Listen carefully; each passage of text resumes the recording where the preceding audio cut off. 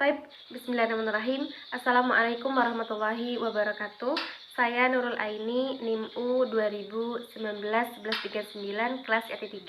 Di sini saya akan berbicara sedikit tentang seorang tokoh, Amin Al-Huli, meliputi latar belakang pemikiran beliau terhadap Al-Quran dan lain sebagainya.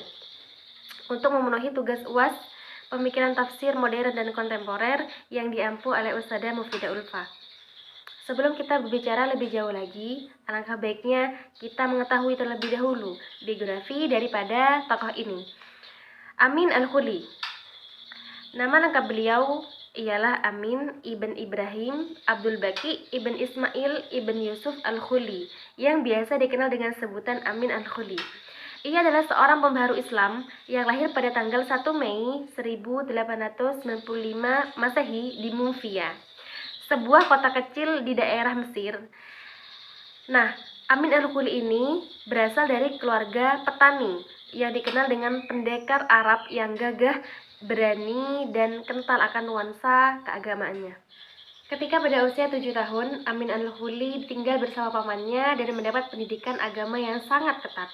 Amin Al-Huli berhasil menempatkan pendidikan pada jenjang ibtidaiyah, aliyah, bahkan di perguruan tinggi dengan hasil yang sangat memuaskan. Sebagaimana Madrasah Darul Ulum, madrasah tempat Amin Al-Huli belajar, merupakan benteng pertahanan bahasa Arab dan pengetahuan Islam. Pada saat itu, pengawas dan para dewan gurunya merupakan generasi-generasi brilian dari kalangan cendekiawan, ulama, ahli fikih, dan kontemporer. Amin Al-Huli menjadi penasihat seni untuk Darul Kutub sejak 12 Juni 1953 dan terus beranjak menjadi Direktur Umum Kebudayaan di Mesir. Pada tahun 1955, Amin Al-Huli memilih untuk mengakhiri karirnya di pemerintahan. Oke, beralih ke pemikiran beliau, yaitu pemikiran seorang tokoh Amin Al-Huli. Seorang tokoh pasti mempunyai pemikiran yang condong kepada keahliannya, tak terkecuali seorang Amin Al-Huli. Pernyataan beliau tentang Al-Quran yaitu sebuah kitab karya sastra Arab terbesar berpijak pada pertimbangan bahwa secara historis Al-Quran diturunkan dalam kemasan bahasa Arab. Dalam hal ini, bahasa Arab merupakan kode yang dipakai Tuhan untuk menyampaikan risalah-risalahnya. Oleh sebab itu, Amin Al-Huli menekankan bahwa kearaban Al-Quran hendaknya lebih diperhatikan terlebih dahulu sebelum hal-hal yang baik yang memiliki unsur religius ataupun tidak. Dari sini, Amin Al-Huli mendefinisikan tafsir sebagai kajian sastra yang kritis dengan metode yang valid dan bisa diterima.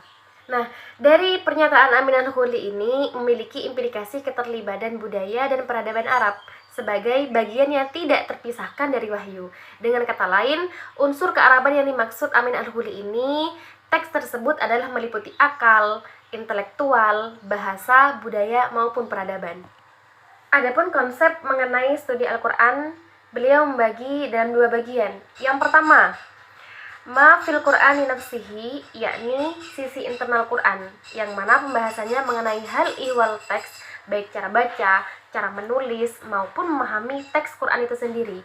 Yang kedua, ma haulul Quran, yakni studi Quran yang membahas tentang konteks nuzul Quran, konteks sosial Arab pada abad itu yang beliau namakan dengan asbab nuzul makro, dan konteks spesifik pada saat turunnya ayat Al-Quran itu sendiri atau asbab nuzul mikro. Selain itu, bagian ini juga membahas mengenai sejarah Al-Quran dimulai dari masa pemwahyuan sampai kodifikasi sampai percetakan. Mungkin ini saja dari saya. Aku syukran katsiran ala musyahadatikum. Aku lakukan. Wassalamualaikum warahmatullahi wabarakatuh.